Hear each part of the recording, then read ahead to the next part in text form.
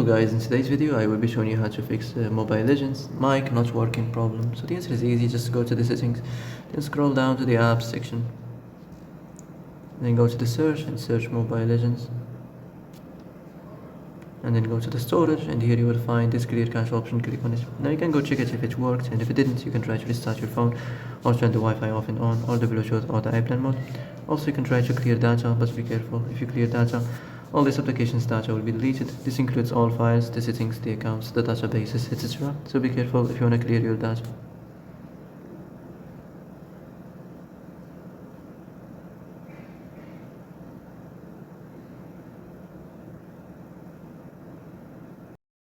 And that's it for today's video. I hope this is the answer you've been looking for.